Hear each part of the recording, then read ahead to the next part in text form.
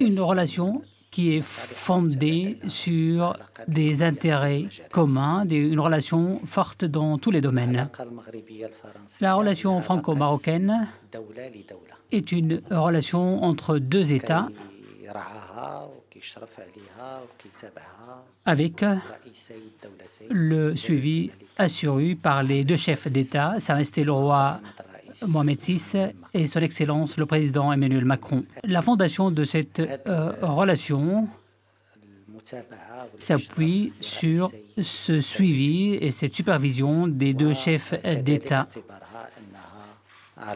Il s'agit d'une relation entre deux États.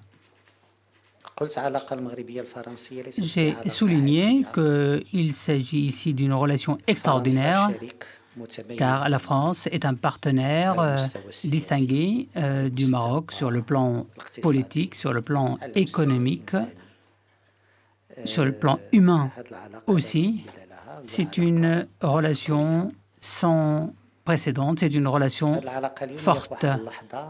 Cette relation, aujourd'hui, traverse une période de renouvellement, d'évolution,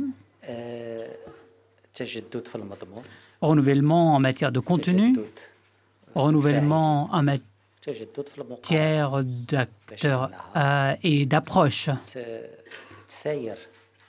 afin d'accompagner les évolutions que nous assistons dans le monde et afin d'accompagner les évolutions dans les deux pays. Le Maroc, grâce à la vision de Sa Majesté le roi Mohamed VI, est devenu un pôle de stabilité et une force régionale importante. Le Maroc est devenu un acteur principal dans son environnement géographique, dans l'Afrique du Nord, au sein de la Méditerranée, et également au sein du continent africain et du monde arabo-musulman en général. Le Maroc, grâce aux réformes effectuées par Sa Majesté le roi sur le plan économique et politique, le Maroc a accordé plein d'opportunités à ses partenaires. C'est un partenaire qui est recherché par plusieurs puissances dans le monde. Sur cette fondation, cette relation franco-marocaine doit se développer suivant les principes du respect réciproque, suivant les ambitions communes et la coordination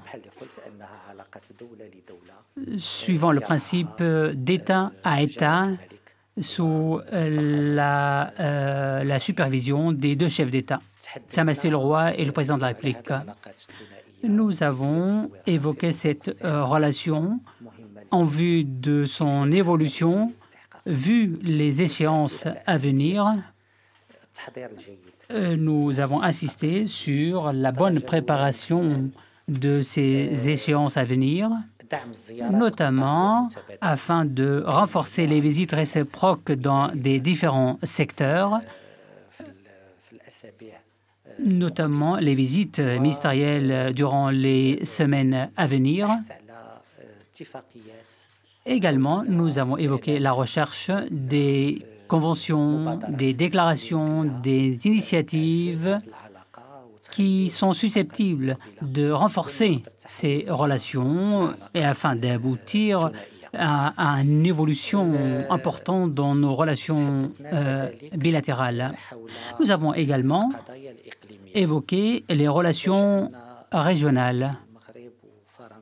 Comment le Maroc et la France peuvent travailler sur plusieurs sujets, sur plusieurs questions concernant le Moyen-Orient, par exemple, ce que fait le Qatar concernant l'agression contre Gaza, avec toutes ses conséquences catastrophiques sur le plan humain. Sa Majesté le roi a évoqué lors de ses déclarations à Riyad, a appelé au cessez-le-feu, à l'accès pour l'assistance humanitaire, à l'ouverture du processus politique, à l'arrêt de la déportation des Palestiniens et avec la sauvegarde du caractère islamique de Jérusalem. Nous allons bientôt entrer dans le mois de Ramadan. C'est un mois difficile et nous mettons en garde contre toutes les actions qui sont susceptibles de rendre la situation encore plus tendue autour de la mosquée Al-Aqsa et de Jérusalem pendant ce mois. Bien sûr, de la situation à Gaza. Nous avons évoqué les moyens de travailler de façon coordonnée sur le continent africain et dans le Sahel en tant que partenaire ayant des intérêts rapprochés dans ces régions afin de travailler comme deux partenaires. Il s'agit d'une visite qui s'inscrit dans cette volonté forte de la part de Sa Majesté le Roi et du Président de la République pour que ce partenariat franco-marocain se renouvelle avec force tout en maintenant cette fondation historique humaine et pour bâtir sur les acquis de cette relation depuis toutes ces années, mais en les adaptant avec les nouvelles données, les données régionales, nationales et internationales.